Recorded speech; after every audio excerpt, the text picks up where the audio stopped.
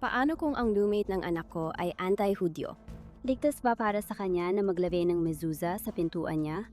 Ganito na mag-isip ang mga tao dahil ito ang realidad. Ang lubos na pagpasok sa bawat institusyon. Akademiko, media o kultura man, may masinsinang kampanya nitong nakaraang taon na tumutok sa komunidad ng mga Kristiyano upang paghiwalayin ang mga Kristiyano at mga Hudyo. Wala akong tiwala sa rehimeng ito.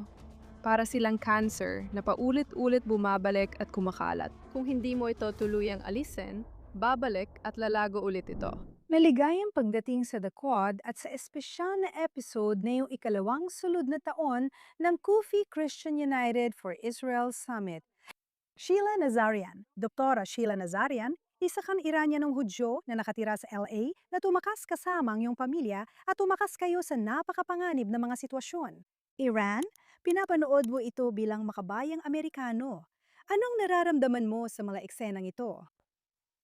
Napakaraming damdamin ng pagkadismaya sa isang bansang napakaganda noon na nagbigay ng napakarami sa aking mga magulang na, sa kasamaang palad, kinailangan nilang isakripisyo ang lahat ng iyon para bigyan ng pagkakataon ang kanilang dalawang anak na babae, para bigyan ng tinig ang kanilang dalawang anak na babae. Makakalayang madalas nating ipinagwawalang bahala dito sa US araw-araw. Hindi na ako nagugulat sa kilos at banta nila, pati sa pagpirma nila ng isang bagay. Pero iba ang sinasabi tuwing MOU delegation. 2 taon at kalahati na sila, di ba? Baguhin ang ibang bagay. Eksakto. Wala akong tiwala sa rehimeng ito. Para sa akin, isa silang cancer na patuloy kakalat at babalik. Bilang doktor, alam kong tulad ng cancer. Kapag di inalis, babalik ito. Ganito ko nakikita ang rehimeng nasa Iran. Sa tingin ko, hindi ka naman nagkakamali. Lagi kong sinasabi na ang alakdan ay alakdan. Hindi nila kayang baguhin ang kanilang likas na ugali. Ganoon talaga sila. Sa tingin ko, walang patutunguhan ang MOU na ito. Parang nagpapalipas lang ng oras ang lahat para sa sariling dahilan. Siya ma, sinabi mo sa akin kanina na may mga interesting na bisita sa libing. Oo, nakita namin ang mga delegasyon mula sa Saudi Arabia at Qatar. Qatar, di kami nagulat. Sa Saudi, nagulat ka ba? Nakakagulat ito dahil sa loob ng maraming taon nung nakaraang dekada, napakalinaw ng posisyon ng Saudi tungkol sa Islamic Republic. At syempre, talagang pinatunayan ng digmaan sa Iran kung gaano. Kaiba ang posisyon ng pamunuan ng Saudi tungkol sa Islamic Republic. Dahil sa isang banda, meron tayong si MBS na masasabi kong matindi pa rin ang pagiging laban niya sa Islamic Republic, pero marami pa ring miyembro ng gobyerno ng Saudi na kasabwat pa rin ng political Islam. Bakit? Dahil ba ito sa nakaugat sila sa political Islam pero hindi naman kasabwat ng Islamic Republic? Shia sila. Oo, Sunni sila, ang ibig ko sabihin. Oo, malaki ang populasyon ng Shia sa Saudi Arabia, lalo na sa silangang probinsya ng Shabkia kung saan naroon ang pinakamalalaking reserba ng langis. Bakit ba laging sa mga hinayupak na yan napupunta ang langis? Hindi ko maintindihan. Oo, kaya talagang nagbabanta ito sa mismong kaligtasan ng Estado ng Saudi na kilala natin ngayon. Sa tingin ko, may isa pa.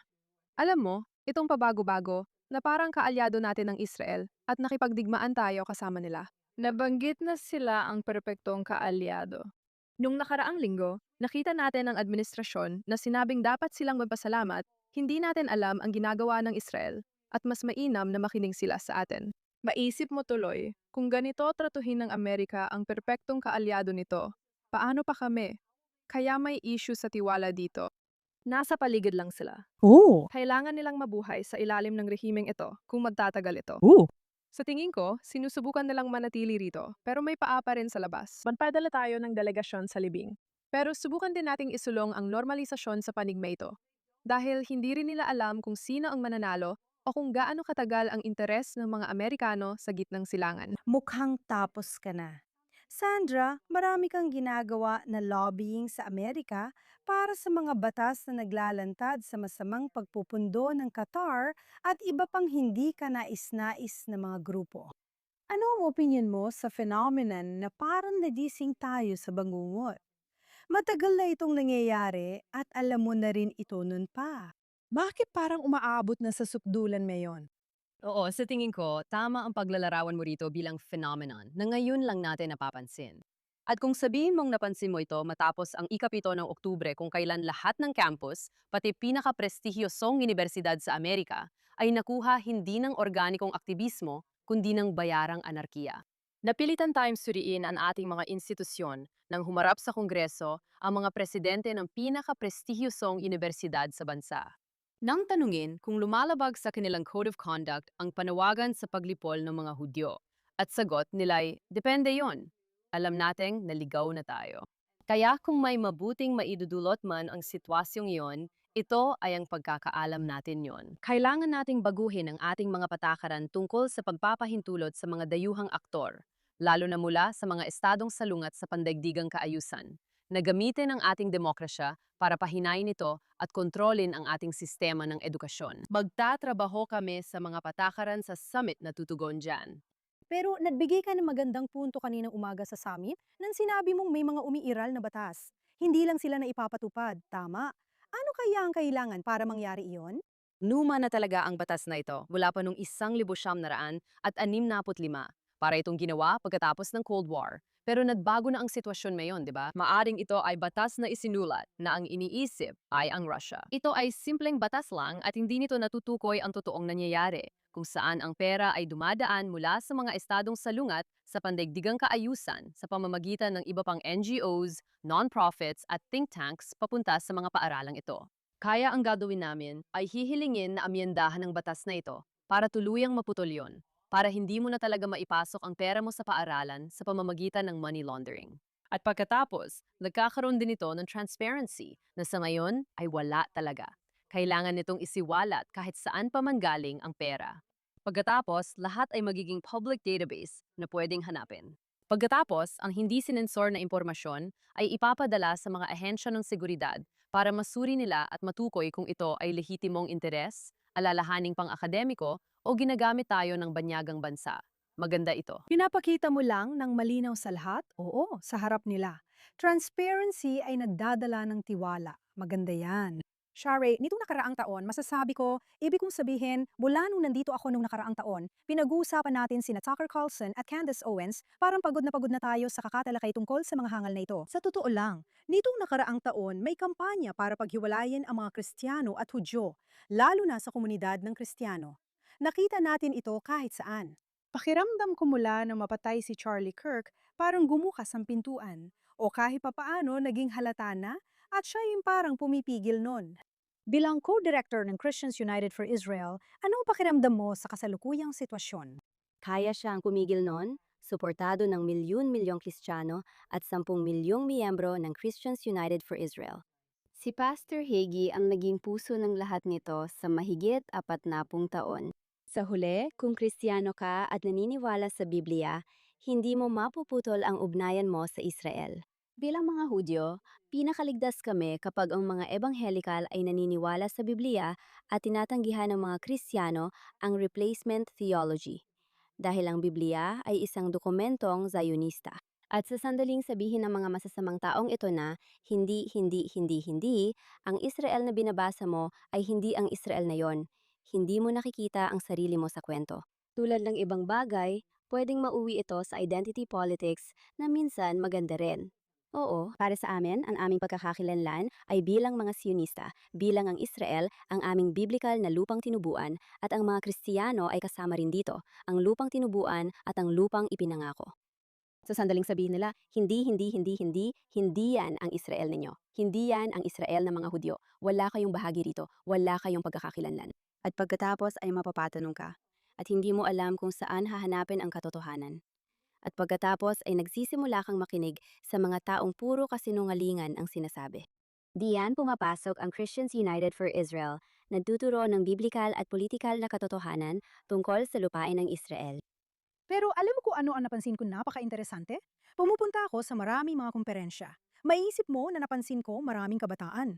At bawat taon na pumupunta ako, mas bata ang mga tao.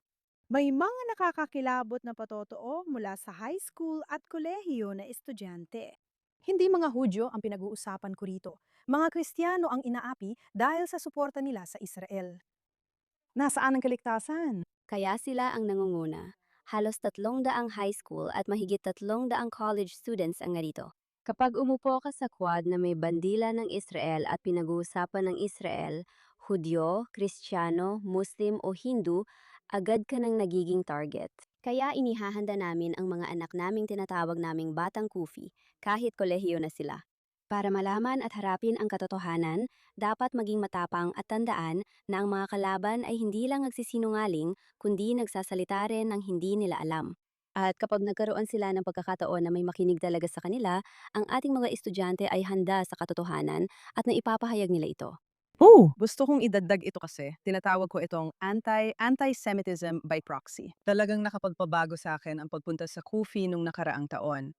At ang mismong marinig mula sa mga Kristiyano kung ano ang Kufi at kung ano-ano ang mga pinahahalagahan nila. Alam mo, tinututulan ng propaganda ng replacement theology na nakikita natin online na sa tingin ko ay particular na nagmumula sa mga channel ng Muslim Brotherhood upang hadlangan ang pakikipag-alyansa at pakikipagkaibigan sa mga organisasyon tulad ng Kufi na napakataktikal at estratehiko pagdating sa pagsusulong ng bisyon ng pagkakaisa sa pagitan ng Estados Unidos at Israel. Biblikal, espiritual at kamanga-manga itong makita.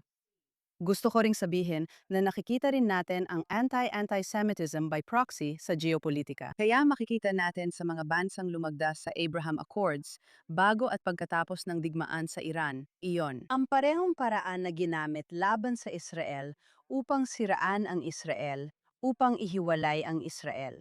Ginamit na rin ito sa UAE, Bahrain at Morocco. At kung babalikan natin ang sinabi natin kanina tungkol sa libing ni Khamenei, nakakagulat talagang makita na ang Bahrain, UAE at Kuwait ay hindi nagpadala ng mga delegasyon sa libing na ito. Hindi ba nila karaniwang ginagawa iyon? Oo. Sa totoo lang, Inapake sila. Mapipilitan sana sila. Pero sa tingin ko, ipinapakita nito na nagbabago na rin ang gulpo. Ang mga bansang lumagda sa Normalization Accords ay lalo pang pinatatag ang kanilang soberanya. Kung may malinaw na landas ang Saudi patungo sa normalisasyon, magno-normalisa rin sana ang Kuwait.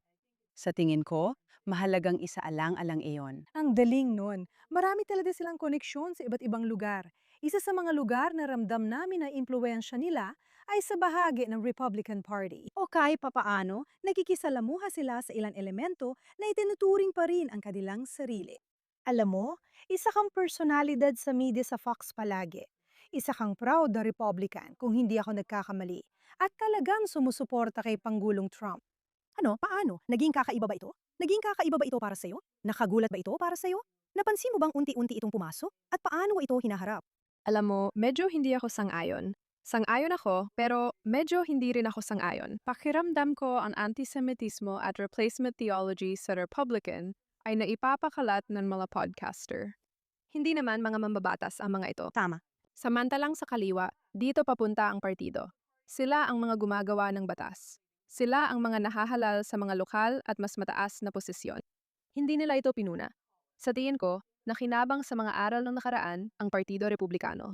Nakikita nila kung paano winasak nito ang Partido Demokratiko. Nakita at narinig niyo si Pangulong Trump na pumuna at nagsabing, Cookie Tucker. At- Alam mo, itong mga taong sina Mark. Levin ay isang totoong. Republican. Oh, at pagkatapos, Oo. At kahit na si Mark Levin ay naging critical sa administrasyon at sa mga desisyong ginagawa nila tungkol sa MOU at iba pang bagay, nariyan pa rin ang pagmamahal at pagpapahalaga. May lumabas na listahan ng mga influencer mula sa White House na persona non grata na ngayon dahil binabayaran silang magsalita ng kung ano-ano. At alam mo, pumunta sila sa Qatar o sa iba pang mga lugar. Naglabas ng listahan ang White House. Grabe. Grave. Hindi ko alam. May political na motibo dahil binabayaran sila. O, mga konserbatibong influencer. Kaya kapag sinasabi ng mga tao na hindi tinutuligsa ng Republican Party ang mga ganong klase ng tao, ang mga manloloko o groyper, hindi yon totoo. At kadalasan, hindi mga halal na opisyal ang ganyan. kahit paano, may ginagawa sila at ilalabanan ito. Kinikilala nilang okay lang, parang digmaan. Inayos nila ang sarili nilang hanay at pinananatili nila itong maayos. Hindi ko sinasabing si Thomas Massey ay si Tucker Carlson. Pero alam mo, hindi pabor sa Israel si Thomas Massey. Hindi. Wala nang trabaho ngayon si Thomas Massey. Ganyan gumagana ang demokrasya. Sino ang gustong tumakbo bilang Pangulo ngayon?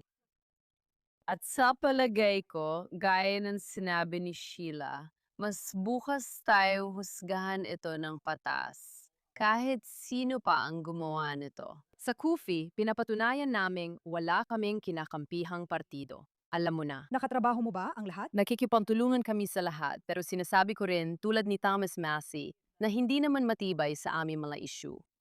Ang mga Hudyo, ang mga organisasyong Hudyo ay nagsagawa ng kampanya laban sa kanya sa Kentucky at sumali rin ang CFI Action Fund. Dahil ayaw naming puro mga grupong Hudyo lang ang tumatayo laban kay Thomas Massey, lalo na sa isang estado tulad ng Kentucky kung saan parang alam mo na, dos lang ang mga Hudyo.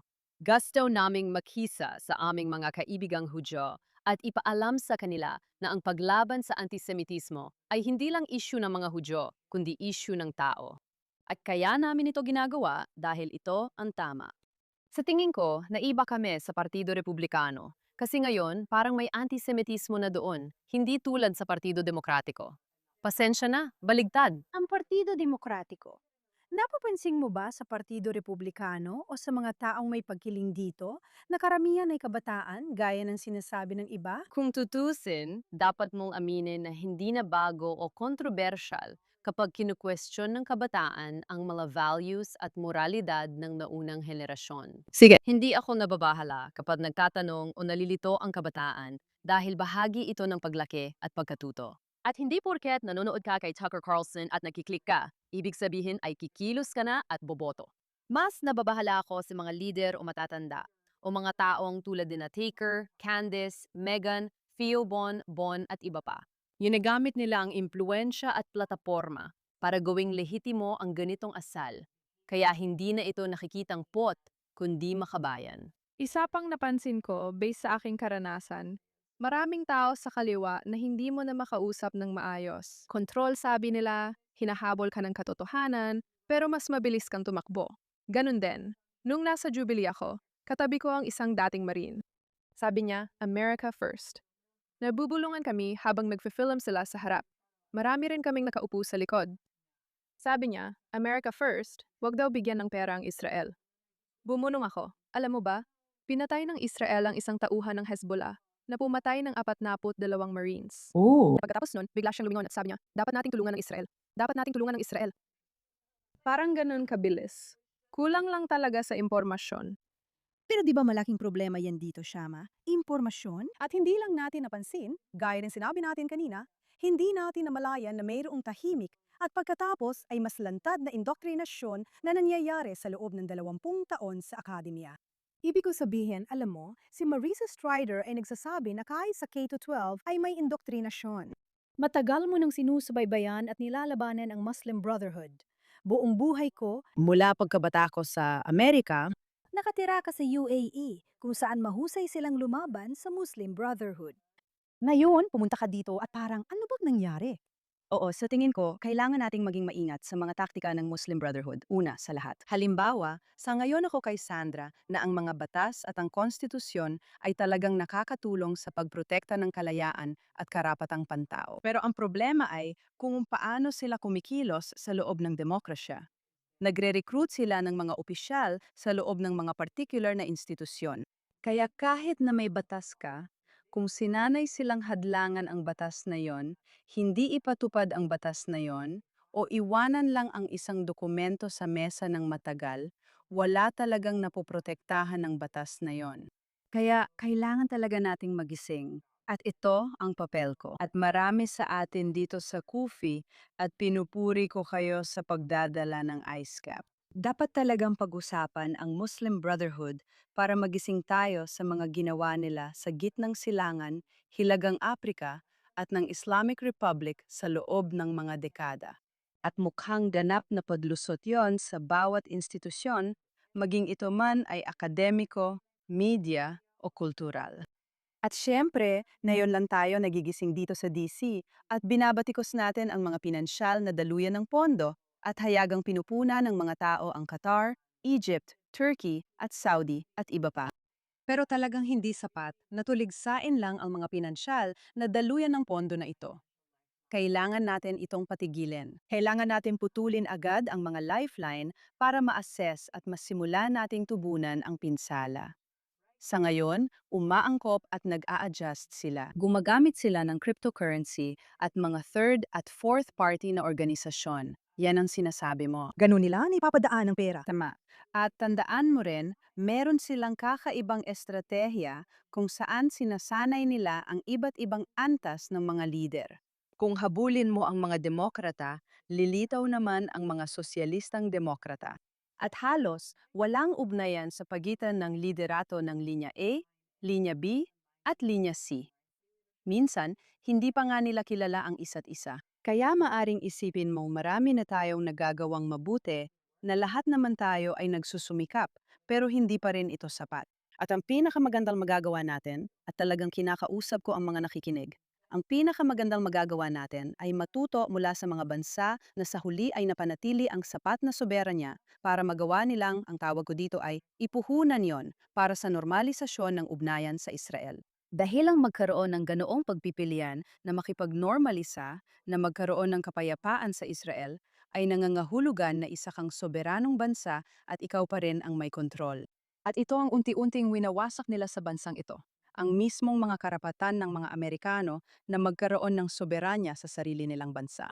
Isa pang nakakaintrigang bagay sa libing, nagsimula ang mga prosesyon sa Iran noong Hulyo 4. Bakit ba gano'n na lang ang pagkahumaling ng rehimeng ito sa pagpapahina sa Amerika araw-araw? Talagang nag-oorganisa sila ng mga selebrasyong kontra sa ika-4 ng Hulyo sa buong Iran. Literal na mga prosesyon sa buong bansa. Oo, maganda yung punto. Meron din tayong ganyan sa Nakba, di ba? Hindi nga nila tayo mapayagang magkaroon ng sarili nating araw ng kalayaan. 100%, pareho lang ang taktika nila. Alam mo, Sherry, nagsalita ka ng may damdamin tungkol sa katotohanan ng papasok na sa kolehiyo ang anak mong lalaki. Paano mo inihahanda ang mga bata sa dagsa ng mga pag-atake? Kwentuhan mo naman kami kung paano kayo nag-organise kasama ng iba pang mga ina. Kaya masasabi kong parang hindi totoo ito. Sinasabi ko yan dahil dito sa Amerika at ngayong 2026, kasama ako sa mga group chat ng iba pang mga inang Hudyo. Ang mga anak naming lalaki ay nag-aaral sa University of Kansas na tumatayo laban sa anumang galit sa Israel. Wala ring kampo at maganda ang komunidad ng mga Hudyo roon. Napagadas namin, paano kung anti-Semitiko ang roommate ng anak ko? Ligtas ba para sa kanya maglagay ng mezuzah sa pintuan? Sabi ng iba, ayos lang kasi hindi naman masyadong mukhang Hudyo ang anak nila, kaya hindi siya matatarget. Sinasabi talaga ng mga tao yon dahil ito ang realidad. Ako ang nag-moderate ng panel ng 2 estudyanteng Hudyo dito sa summit. Isa sa kanila ay nagtapos sa Universidad ng Berkeley.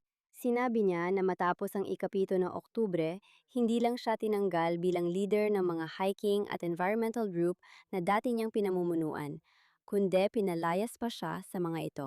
Ngayon, hinaharap ng mga anak natin ang realidad na hindi natin inakalang mangyayari, pero totoo na ito. Kaya kapag nag-tour ka sa kolehiyo at puro sulat lang na Free Palestine ang makikita mo, maganda yon. Yun lang kasi ang meron sa campus. Sa totoo lang, gusto kong anak ko ay mag-focus lang sa pag-aaral at pagiging teenager pag naglalakad siya sa campus ngayong Agosto. Hindi na niya kailangan mag-alala sa kanyang kaligtasan. May mga sulat sa chalk, may tumitingin sa kanya at iniisip, Hudyo ba siya o hindi? Bilang mga magulang na Hudyo, mahalagang itanim sa mga anak ang pagmamalaki at pagmamahal sa Judaismo, na hindi lang ito tungkol sa pakikipaglaban, kundi dapat alam din nila kung ano ang ipinaglalaban nila. Dapat may positibo para balanse sa negatibo, hindi puro depensa. Tiyak, sa tulong ng Diyos, naniniwala akong darating ang araw na babaliktad ang takbo dahil kailangan. Dapat tayong maging optimista. At pagkatapos, ang ating mga estudyante ng Kufa, ang ating mga batang Hudyo, kailangan talagang magpokus sila sa, okay, ano ba ang mahal natin tungkol sa Israel bilang mga Kristiyano? Ano ang mahal natin tungkol sa Israel bilang mga Hudyo? Dahil sa huli, ang liwanag ang magwawagi at kailangan nating panghawakan iyon sa gitna ng dilim. Sandra, ano ang pinakamalaking hamon sa trabaho mo? Sa totoo lang, nakakatawa, pero paulit-ulit kong naririnig ang tanong tungkol sa mga kabataang Kristiyanong Ebanghelikal na hindi na sumusuporta sa Israel. Nabanggit mo na rin ito kanina. Bawat taon, pumabata ang mga nanonood dito. Bilang Kristiyanong Ebangheliko, laging suportado mo ang Israel. Hindi ibig sabihin na Kristiyano ka na agad kapag tinawag mo ang sarili mong Kristiyano. dahil hindi ka pwedeng maging Kristiyano at anti-Semite ng sabay. At isa pang bagay na nakaka-interest tungkol sa pagiging Kristiyano sa ganitong larangan. Sa laban na ito, bilang mga Kristiyano, hindi ko sinasabing tinatanggap namin ang pagtutol, pero ito rin ang nadudulot ng aming pagmamalaki. Itinuturo ng Biblia, lumang at bagong tipan, na kapag naninindigan ka sa tama, siguradong may pagsubok kang haharapin. Ikaw ay kukunin mula sa hukay, ngunit sa huli ay dadalhin sa palasyo. Hindi mo mararanasan ang tagumpay kung wala mo ng trahedya. Para sa amin, kapag walang tumutol, alam naming hindi mahalaga ang ipinaglalaban namin at kulang ang pagsusumikap namin. Kaya kahit na mukhang masama o parang masama ang mga bagay-bagay ayon sa Kristiyanong teolohiya, alam mo, itinayo na namin ang arka. Handa na kami para sa baha. Kaya sige, paulanin mo na dahil magiging ayos lang kami. Wow! Ang punto ko, problema ang cancel culture dahil ayaw na nilang makipag-argumento. Ika-cancel ka na lang. Zionist ka, hindi ka kakausapin. Iyon ang issue. Sabi mo, salay tayo sa matinding laban. Pero ayaw nila lumaban o makipag-usap. O, matagal na tayong nasanay na ma-cancel dahil sa iba't ibang bagay. Kaya? At muli, ano ang haharapin ngayon? Sobrang saya kapag dumating ang pamilya at nagkakaroon tayo ng pagkakataon na magsigawan. Tama yon. Talagang maganda ang seguridad ngayong taon. Oo, napakaganda. Kaya, alam mo, hindi nito nayayanig ang pundasyon mo. Para sa Kristiyano, hindi ibig sabihin na superhuman tayo o hindi nadidismaya. Pero pinapatunay lang na sulit ipaglaban ang ipinaglalaban natin. Oo. At dahil isa pa rin tayong republikang konstitusyonal na may mga eleksyon na mahalaga, ibig sabihin, kapag may mga batas tayong ipinasa na hindi na ipatupad, mawawala ka sa trabaho. May listahan ng mga taong naranasan ito sa primaries. May epekto ang eleksyon dahil dalawang partido ang sistema. Ito ang ginagawa ng CFI Action Fund. Kinakatawan nito ang boses ng milyong-milyong miyembro natin sa Washington, D.C. araw-araw ng taon. Hindi lang isang weekend sa isang taon. Dahil hindi kami aalis at pakikinggan at seseryosohin kami. Pagpalain ka ng Diyos at salamat na nandyan ka. Sheila, kamusta ang komunidad ng mga Persian sa sitwasyong ito? Alam mo, siguro dito ka nakatira sa pinakamalaking Persian diaspora sa buong mundo, na nasa California, LA. May Jewish at hindi Jewish na Persian, pero lahat nagkakaisa na masama ang rehiming ito at dapat mapaalis. Marami ring mga pro-regime na tao dito, tulad din Nayak at iba pang mga tao. May mga organisasyon din na kagaya niyan. Sa tingin mo ba, nakakaramdam sila ng frustration? Pakiramdam ba nila ay nawawala na sila ng pag-asa? Sa tingin ba nila ito ang susunod na hakbang para sa kalayaan ng Iran? Sa tingin ko, alam mo, iba-ibang mga tao dito. At naniniwala akong maraming iba't ibang nararamdaman at emosyon. Sa palagay ko, lahat ay lubos na nagpapasalamat kay Pangulong Trump sa kanyang mga nagawa. At sa tunay na paglaban sa mamamatay taong rehimeng, nagpapahirap at nagdulot ng pagdurusa sa maraming Iranian. Salamat sa Diyos at nandito tayo sa Amerika. Pero, Alam mo, nawala lahat sa amin. Kami, oh, nang dumating ang pamilya ko dito, nakatira kami sa isang apartment na may 2 kwarto kasama ang 8 tao. Nagbibisikleta ang tatay ko noon. Kailangan naming matutong mag-Ingles kahit wala kaming alam noon. Isipin mong magsisimula ka ulit sa ibang bansa kahit 45 o 50 taong gulang ka na. Maraming nadismaya na hindi namin natapos ang trabaho. At base sa sinasabi ng administrasyon, mukhang hindi talaga nila plano magpalit ng pamahalaan. Winasap namin ang kanilang militar at yun lang ang layunin namin. Maraming nagkokomento sa social media ko na. Sabi mo, darating ang tulong. Nasaan na ito? Kaya sa tingin ko, kapag nakikita ng mga Iranian sa diaspora, ang mga pampublikong pagbitay sa mga kabataang ito na nagprotesta lang para sa mga pangunahing kalayaan na tinatamasa natin dito at madalas nating hindi pinapansin, masakit yon. Masakit kasi, hindi lang ito tungkol sa midterms na malapit na. Pero ang tingin ko rito, at sinusubukan kong ipaunawa sa mga tao, ay isipin ito gaya ng nararamdaman naming mga Iranian tungkol sa Ukraine. Oo, ayaw naming mandusa ang mga Ukrainian. Pero hanggang saan namin titiisin ang hirap dito sa US? well, bahagi rin yan, hindi ba? Oo. Kaya kung mapapansin mo, ang mga karaniwang Amerikano, kung ayaw nilang tumaas ng matagal ang presyo ng gasolina dahil sa Iran, hindi ibig sabihin laban sila sa Iran o pabor sila sa rehimen. Ganoon din sa Israel. Hindi ibig sabihin na anti-Semitic sila. Ibig sabihin, sinusubukan ko lang maglagay ng pagkain sa mesa. Sinisikap kong ipaliwanag sa mga Persyano, Israeli, at Hudyo na may limitasyon ang kaya ng tao. Ngayon, sa tingin ko ba magiging mas ligtas ang mundo kung wala na ang rehimeng ito sa katagalan? Ang mundo, pati na ang Amerika. Oo, dahil layunin talaga nilang pabagsakin ng Amerika at hindi sila titigil. Talagang maniniwala sila sa kanilang ideologya na walang magiging kapayapaan sa mundo. Oo, hanggat hindi nalilipol ang Israel at Amerika. At pagkatapos, ay pilit nilang papalitan ang paniniwala ng lahat at pilit nilang papalitan ang paniniwala ng lahat kahit sino pa. Pero alam mo, kailangan din nating mantiis sa panahon na ito. May politika kasi. Kapag natalo si Pangulong Trump sa House at Senado, pwede siyang ma-impeach at harapin ang mga kaso sa natitirang bahagi ng kanyang termino at wala talagang mangyayari. Kaya sa tingin ko, alam mo, masakit. Masakit sa puso nating makita na patuloy na binibitay ang mga kabataan araw-araw.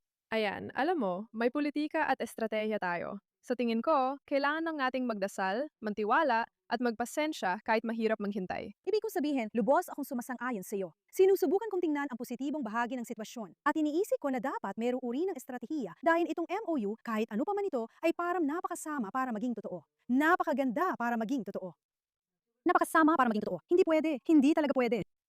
Mali ring sabihin sa mga nanonood na dahil lang sa mga survey mula sa Israel, lahat na yon ay laban kay Trump. Hindi, mali talaga yon.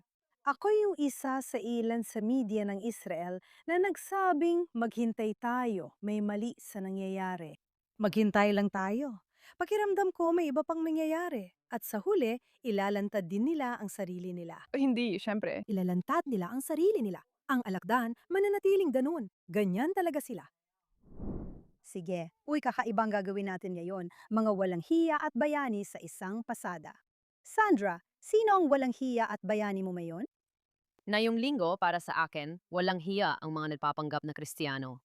Matagal nang tinitiis ng mga kaibigan nating Hudyo ang mga nagpapanggap na Hudyo. At kamakaiban lang, naririnig natin si Tucker at ang mga katulad niya na nagsasabing Kristiyano sila na nakaka-offend sa akin bilang isang Kristiyano, bilang isang Kristiyano, bilang isang Kristiyano.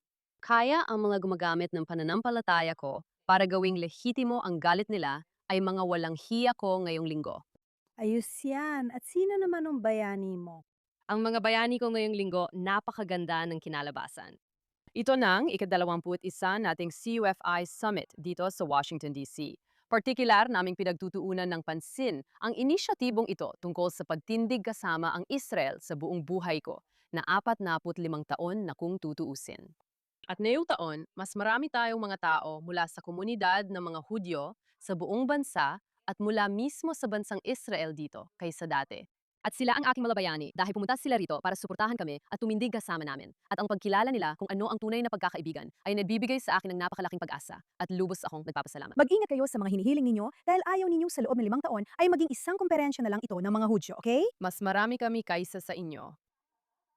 Alam namin, pero parang nakakarating kami kung saan-saan. Sherry. Sino ang kontrabida at bayani mo? Kaya si Sandy at ako ay maghahawig pero sa ilang malinaw na aspeto, Kristiyano at Hudyo, magkaiba kami. Kaya ang kontrabida ko ngayong linggo ay ang mga napapanggap na Hudyo. At kapag may sinasabi sila sa pangalan ko na laban sa Zionismo, laban sa mga Hudyo, nasasaktan ang puso ko at ng mga anak ko. At nasasaktan din ang pagkakakilala namin bilang mga Hudyo. Kaya yung mga nagpapanggap na nagsasalita bilang mga Hudyo ay hindi talaga nagsasalita bilang mga Hudyo at ang mga umaasta bilang mga Hudyo ay sila ang kontrabida ko ngayong linggo. Pero sa kabaliktaran, ang mga bayani ko ngayong linggo ay ang libu-libong miyembro ng CUFI mula sa lahat ng 50 estado. Sumakay sila ng eroplano at kotse, nag-leave sa trabaho at pumunta sa Washington. Isang dahilan lang, manindigan kasama ang Israel at labanan ang anti-Semitismo. 19 na taon na ako sa CUFI at patuloy pa rin akong namamangha.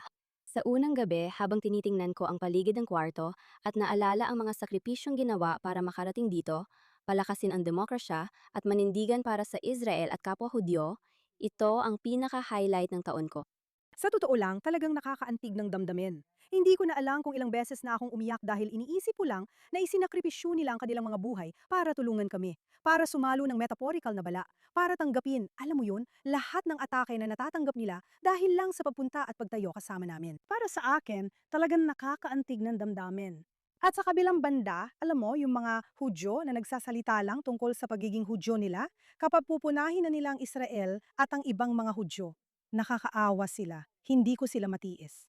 Sige, Shama Mishtali, sino ang iyong walang kwentang tao at pagkatapos ay bayani? Marami akong nakikilalang walang kwenta tuwing linggo. Pero espesyal na pagbanggit sa nagpakilalang Houthi mula Toronto na nanghabol ng mga Hudyo nitong nakaraang linggo. At nakikikita rin natin ang parehong pattern sa Europa kung saan sa Barcelona, pagkatapos mismo ng Shabbat services, mga grupo ng tao, mga Espanyol, ang nanghabol sa mga Hudyo sa Shabbat at tinawag silang mga mamamatay sanggol. Naranasan ko na rin ito mismo sa Brooklyn, kung saan inatake at tinakot ako ilang beses nitong nakaraang 1.5 taon at tinawag akong genocide, engineer, mamamatay sanggol, at kung ano-ano pang pangalan.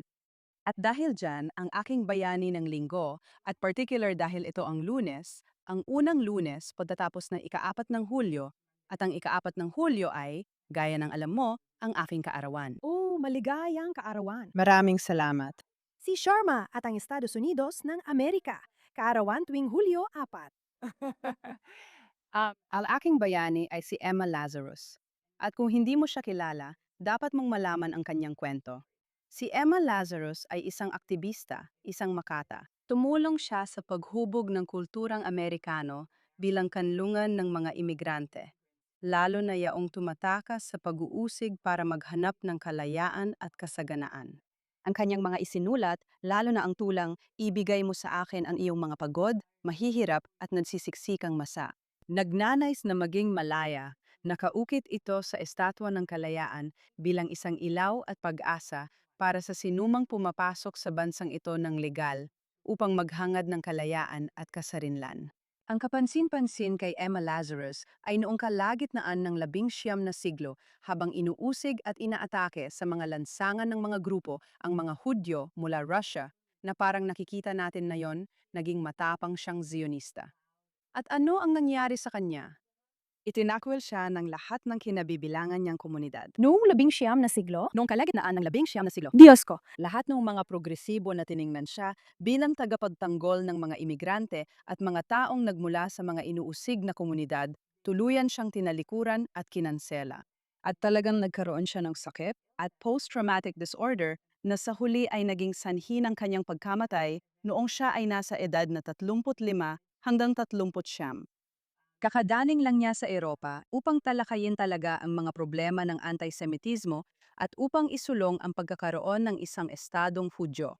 10 taon bago pa man nagsalita si Herzl tungkol sa Sionismo. Haya huwag kalimutan ang kwento ni Emma Lazarus at lumaban sa ngalan niya dahil kung hindi, uulit lang ang parehong kwento kahit lumipas ang 1 siglo. wow, Shama, ang ganda nagtayo ka ng organisasyong ipinangalan sa kanya, isang Sephardi na babaeng Hudyo na nauna sa kanyang panahon sa pakikipaglaban. Oh, At karamihan sa mga tao ay hindi pa nga alam kung sino siya. nakakalungkot naman yon. Isang kahanga-hanga at nakaka-inspire na babae na dapat nating tularan, hangaan at pag-aralan ang tungkol sa kanya.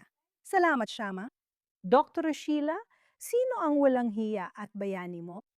Gusto kong gamitin ang pagkakataong ito para bigyang pansin ang antisemitismo sa medisina. Ang salbahe ko ngayong linggo ay ang Amerikanong Samahan ng Psikolohiya. Diyos. Sinasailalim na ngayon sa isang federal na investigasyon sa karapatang sibil dahil sa alegasyon ng diskriminasyon laban sa mga Hudyo. Wow! Gumamit sila ng mga salitang tulad ng decolonial therapy at di umanay ginamit ito upang ituring ang Zionismo bilang isang mental na karamdaman. Diyos ko. Kaya bigyang pansin ninyo ito. Maraming antisemitismo ang nangyayari sa mga doktor, NARS at iba pa. Oh. Bayani ko ngayong linggo ang American Jewish Medical Association, kung saan board member ako, na nagdadala ng edukasyon sa Kongreso na naging ilaw at tumutulong sa paglaban sa antisemitismo sa mga lugar ng trabaho, lalo na sa larangan ng medical. Bunga ito ng Oktubre 7 at marami na itong naabot. Kung di mo pa naririnig ang American Jewish Medical Association, siguraduhing tingnan mo sila. Wow, Sheila. Bakit ganito kalala ang propesyon ng medisina? Nakita na natin ito sa UK at Australia. Nagkaroon ng mga insidente ang kapatid ko sa Gibraltar kung saan siya galing, kasamang isang antisemitikong nurse. Anong nangyayari? Bakit doon? Sa tingin ko, naging kakilakilabot ang DEI. At para bigyan ka ng halimbawa, dati ay 20% Hudyo ang UCLA Medical School. Nagpasok sila ng kakilakilabot na DEI officer at maraming hindi magandang nangyari, pati merit natanggal. Wow. 50% ng mga estudyante sa medical na paaralan ay bumabagsak sa kanilang mga pangunahing pagsusulit. Sa clinical years nila, di nila matukoy ang pangunahing bahagi ng anatomya. Binaba nila sa 1% ang pagtanggap sa mga Hudyo dahil gusto nilang iayon sa porsyento ng populasyon sa Estados Unidos. Grabe kasi, 2% lang daw ang mga Hudyo, tama ba? Isang Hudyo lang ang tinatanggap nila kada taon. At sa tingin ko, pero ang isa pang bagay, Oh, sa tingin mo ba, nagiging doktor ang mga tao kahit mas mababa ang pamantayan? isa pa, sa tingin ko kailangan talagang sabihin ito. Maraming tao ang iniindoktrina ng kanilang mga magulang habang kumakain ng hapunan. Lumaki ako sa Iran at naging bahagi ng komunidad. Maraming hindi alam na Hudyo ako. Naririnig ko ang sinasabi nila tuwing hapunan. Mga Hudyo ganito. Ang mga Hudyo ganito, ang mga Hudyo ganyan. Tama ba? Ang paniniwalang 4 na taon sa medisina ay kayang baligtarin ang habang buhay na anti-Semitikong turo ng pamilya ay isang kasinungalingan. Dinadala lang nila ito. Oo. Isa pa, ano ba ang mga estudyante ng medisina? Paborito ng guro. Kung sinabi na ng mga guro nila kung ano at paano maniwala tungkol sa mga Hudyo o Israel, nais lang nilang mapasaya ang kanilang mga guro. At kaya talagang naging pabaya tayo sa indoctrinasyon na nangyayari, hindi lang sa mga universidad, kundi pati na rin sa K-12 na inihahanda sila para sa ganitong uri ng pag-iisip. Talagang naging pabaya tayo. Kung gusto mong sakupin ang bansa, kontrolin mo ang mga universidad at isipan ng susunod na henerasyon. Ginawa ito ng Iran para patalsikin ang mga Pahlavi. Oh, tama. Ang mga estudyante sa kolehiyo sa campus, ang mga makakaliwa, ang magsabi, bakit ang Shah ay sa kastilyo nakatira habang may mga taong walang tirahan sa kalsada? Bakit walang pagkakapantay-pantay? Laging may moral na kataasan at magagandang salitang gaya ng pagkakaiba-iba, pagkakapantay-pantay, at pagsasama. Ito ang mga salitang ginagamit nila para maramdaman mong tama ang ginagawa mo kahit isinusulong mo ang sarili mong pagbagsak. Nakakamangha kung paano walang bago sa ilalim ng araw, hindi ba? Walang bago. Nakikita natin ito sa Biblia. Nakikita natin ito sa nakaraang 50 taon. Tayo, talaga namang walang bago sa ilalim ng araw. Sige, ngayon, ang napili kong walang hiya ngayong linggo ay isang napakasamang tao na tinatawag na Graham Plattner, na isang politiko sa kasamaang palad. Siya yung lalaki na nagpalagay ng Nazi tattoo, yung parehong tattoo na nilagay sa mga Hudyo na dinala sa gas chambers, kaya yun ang huling bagay na nakita nila bago sila pumasok. Sinabi niya na di niya alam na Nazi tattoo yon. Peace and love daw nakalagay sa dibdib niya. Pero Nazi tattoo talaga yon. At syempre, marami ring mga alegasyon tungkol sa sexual harassment. Si Graham Plattner na nanalo sa primarya sa Maine bilang isang demokrata na may Nazi tattoo na bilang isang Hudyo, ay inendorso pa ng mga Hudyo tulad ni Bernie Sanders. At si Chuck Schumer. Schumer, oo, para mahusay kang tagapantanggol. Alam nyo namang mahilig ako sa mga gago na masaya ang ending. At itong particular na gago na to ay may napakasayang katapusan para sa atin dahil mukhang umatras na siya sa laban. Alam niyo kung bakit? May isa pang babae na lumabas at nagsabing ni-rape daw siya nito. Kasi alam niyo kung bakit? Nagkalat na ang laso ng masasamang taong ito sa kung saan-saan. Kaya naman, panahon na lang ang hinihintay bago may iba pang lumabas at magsabing itong basurang may Nazi tattoo ay isa ring abusado sa mga babae. Nakakagulat, di ba? Graham Plattner, dati ka nang walang hiya, pero ngayon isa ka nang walang hiyang may magandang ending dahil out ka na. Ngayon, sino ba talaga ang gusto kong gawing bayani ko? Maraming tao ngayon sa Democratic Party na iniisip na para magtagumpay, para manalo sa eleksyon, kabilang na ang mga Hudyo, kailangan nilang talikuran ang Israel. Kailangan nilang magsalita ng masama tungkol sa Israel. Kailangan nilang gawing kontrabida si Netanyahu. Siya ang masama. Siya ang ginagawang scapegoat. Gawin nating scapegoat ang Israel, pati na rin ang mga Hudyo, sasabihin ko. Bilang isang Hudyo, may isang tao akong tinutukoy na hindi Hudyo. Ipinagmamalaki niya ang suporta niya sa Israel at pagiging Zionista. Ang pangalan niya ay Richie Torres. At alam mo ba kung ano ang nangyayari kapag nirerespeto mo ang sarili mo? Alam mo ba kung ano ang nangyayari kapag pinaninindigan mo ang iyong mga halaga? totoong nirerespeto ka ng mga tao. At kaya nanalo siya sa kanyang primarya. At sana, kung loloobin ng Diyos, makakasama natin siya sa loob ng maraming taon. Siya ang dapat na maging halimbawa ng Democratic Party. Isa siyang Zionist. Siya ay itim at siya ay bakla. At ipinagmamalaki niyan siya ay isang Zionist. Diyan dapat tumayo ang Democratic Party. At hindi lahat ng mga Hudyo ay dapat humingi ng paumanhin dahil sila ay Hudyo at pilit na kinamumuhian ng Israel para lang manalo sa eleksyon. Ayan na. Ang aking walang kwenta at bayani parehong mula sa iisang partido pero magkaibang-magkaiba silang mga kandidato. Mga ginang, karangalan ito. Lading karangalan mapunta sa Kufi. Pagpampalain tayo ng Diyos talaga. Pagpalain tayong dalawa sa kahangahangang ginagawa ninyo. Ramdam namin ito, hindi kami nag-iisa. Alam naming hindi kami nag-iisa. Nag-iisa kami 80 taon na ang nakalipas, alam namin ang nangyari at tiwala kaming mananalo kami sa laban na ito. Para sa amin, mabibigay ito ng bagong sigla para muling lumaban matapos ang 3 araw na mainit na pagtanggap. Parang nasa munting mundong puno tayo ng saya at pagmamahal, tapos lalabas ulit para lumaban. Magagawa natin ito dahil sa inyong suporta, pagmamahal at tulong para sa Israel at mga Hudyo. Pagpalaing kayo ng Diyos. Iyon ay isang karangalan para sa amin. Nandito kami magpakailanman. Salamat sa panonood ng Quad. Magbabalik kami sa Kufi sa susunod na taon para ulitin ang Quad. Salamat ulit!